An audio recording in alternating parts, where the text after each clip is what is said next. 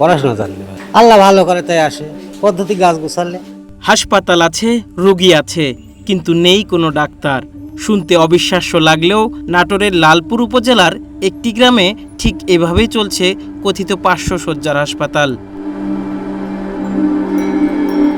লালপুর উপজেলার ইসলামপুর গ্রামে প্রবেশ করলেই চোখে পড়ে কবিরাজ বাড়ি লেখা অসংখ্য সাইনবোর্ড।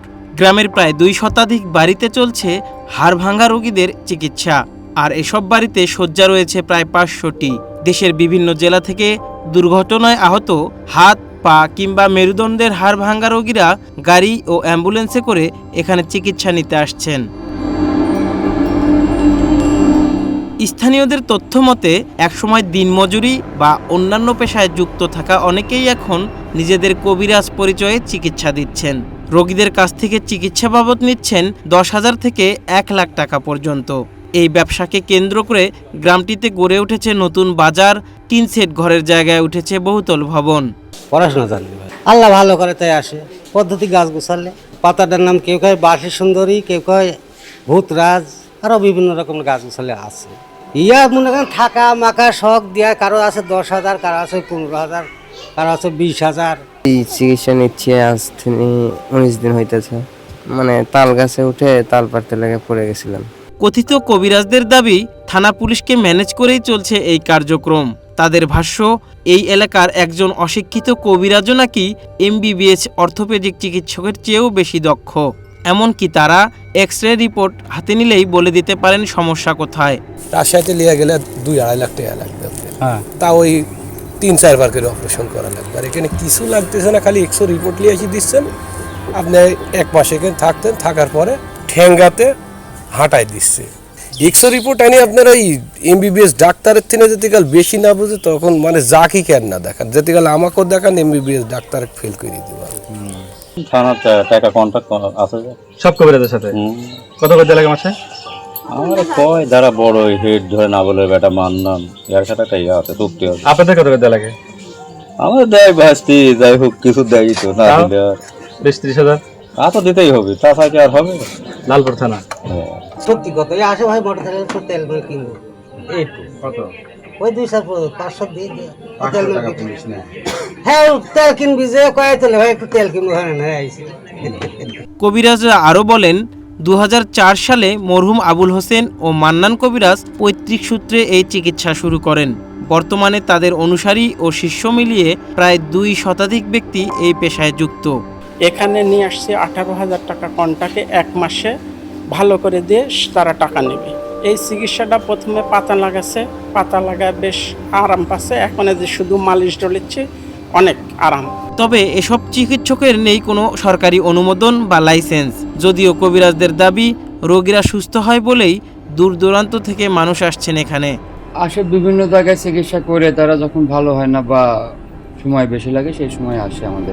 খুব বেশি সিরিয়াস হলে সেইগুলা বেশি সময় লাগে, আর তার চেয়ে বেশি হলে আমরা দেখি না।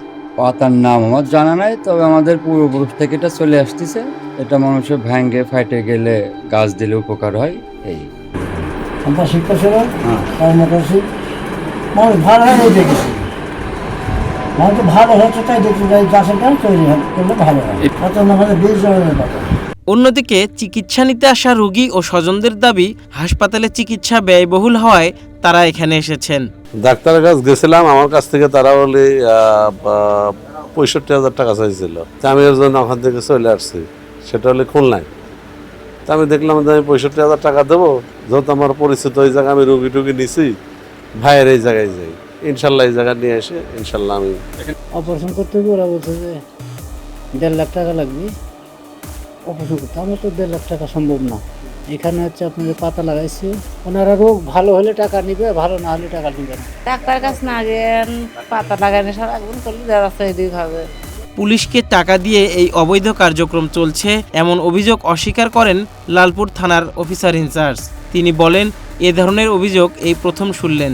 আমার নলেজে এই প্রথম আপনার কাছ থেকে শুনলাম। আমার কোনো নলেজে এরকম কোনো কিছু বিষয় আমার আসেনি বা কখনো এই সংক্রান্ত কোনো আমি এই যে 2-2.5 মাস হয় এর মধ্যে কোনো খবর পাইনি আমি এরকম। কারণ এটা আইনে যেটা আছে এই সংক্রান্তে অপরাধের আইনে যে ব্যবস্থা আছে সেই আইন মোতাবেকই ব্যবস্থা নেওয়া হবে।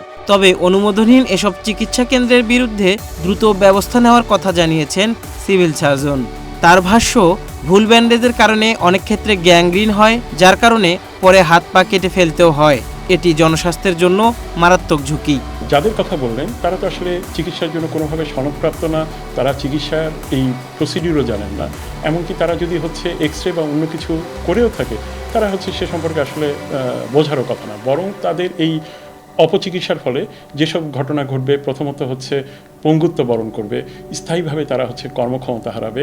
এমনকি যদি হচ্ছে এই বাঁধন যদি অনেক বেশি টাইট হয় বা অনেক শক্ত করে যদি বাঁধে, তাহলে দেখা যাবে যে রক্ত চলাচল বন্ধ হয়ে গ্যাংগ্রিনও হয়ে যাচ্ছে। আমরা অবশ্যই ব্যাপারটা গভীরভাবে দেখব এবং হচ্ছে উপযুক্ত শাস্তির আমরা ব্যবস্থা করব। এদিকে নাটোরের পুলিশ সুপার জানিয়েছেন, ক্ষতিগ্রস্ত রোগীরা অভিযোগ করলে অবশ্যই আইনগত ব্যবস্থা নেওয়া হবে। তবে সাধারণ মানুষ সচেতন না হলে এ ধরনের অবৈধ চিকিৎসা বন্ধ করা কঠিন। অন্য কোথাও চিকিৎসা করে সুবিধা পায় নাই, এখানে গিয়ে চিকিৎসা করে সে সুস্থ হয়ে গেছে, তাদের এরকম বিশ্বাসও জন্মাইছে।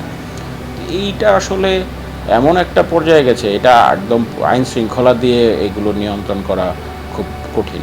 এই সমস্ত কিছু নিয়ন্ত্রণ তখনই সম্ভব হবে যখন আমাদের দেশের মানুষ সামগ্রিকভাবে সচেতন হবে। যদি কোনো সংক্ষুব্ধ ব্যক্তি বা ক্ষতিগ্রস্ত ব্যক্তি আমাদের কাছে অভিযোগ করে, এটা আমি যতক্ষণ আছি নাটোরে, অবশ্যই সেটার আইনগত ব্যবস্থা গ্রহণ করা হবে।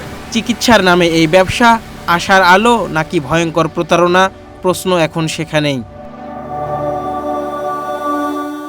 One digital desk.